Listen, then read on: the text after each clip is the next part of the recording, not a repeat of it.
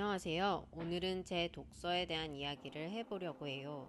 한 해 달력 한 장을 고작 남겨둔 지금 몇 권의 책을 읽었나 세어보았습니다. 현재 스코어 15점. 한 달에 한 권 이상의 책을 읽은 셈입니다. 한때는 취미란에 독서라는 글자를 적어 넣었던 시절도 있었지만 어느 순간 만화책도 잘 안 읽게 되었습니다. 결국 1년 독서량 0권을 기록하기도 했는데요. 덕분에 이제 저는 취미란에 독서를 적을 수가 없었고 대신 웹서핑이라는 단어를 적어 놓고 있더라고요. 책을 읽지 않은 핑계는 책에 집중할 시간이 없고 체력이 없고 바쁘고 애들 때문에 정신없고 실제로 시간도 정신도 체력도 없었으니 나름 핑계는 아니라고 생각했지만 이러다간 평생 책을 안 읽을 것 같은 위기감이 들었습니다. 핑계를 원천 찾아내줄 딱 15분의 독서 타임을 가져보기로 했습니다. 처음부터 15분 독서를 시작했던 건 아닙니다.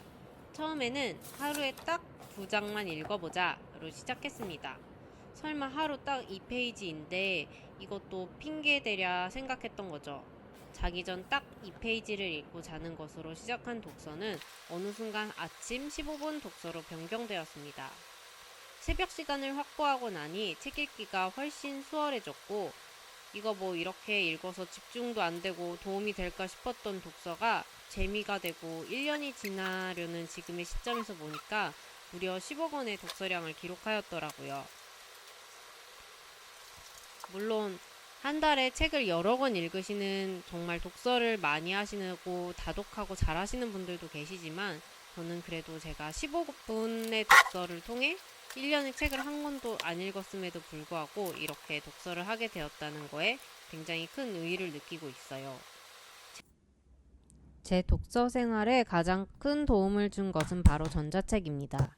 평소 책 보관에 대한 공간 부담을 줄이기 위해 구입한 것인데 책을 사러 갈 시간이 없다는 핑계를 안 댈 수 있고 심지어 이북은 가격까지 저렴했으니까요. 책을 읽기 시작하니 과거에 읽었던 책의 의미가 새롭게 다가오기도 하고 몰랐던 부분을 알기도 하며 배움의 즐거움까지 느끼게 되니 이젠 책 읽는 순간이 설레고 기다려지는 일상이 되었습니다. 물론 집중이 안 되는 날이나 책의 내용이 어려운 경우 그리고 도서관 대여책처럼 물리적으로 여러 번 다시 읽기 어려운 책을 읽을 땐 노트에 필기를 하거나 줄을 쳐가면서 책을 읽어보기도 합니다.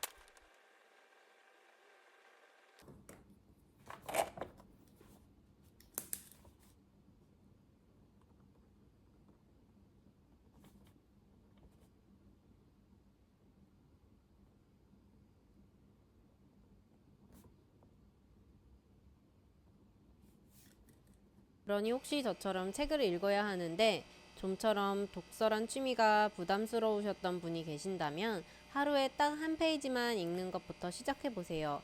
아니면 한 줄도 좋다고 생각합니다. 한 줄 한 줄이 쌓이면 한 권이 되고 그런 하루가 쌓이면 그 속에 읽는 인간의 즐거움과 보람을 찾게 되실 거예요. 단 15분의 짧은 시간도 삶을 바꿀 수 있는 무언가가 될 수 있을 겁니다.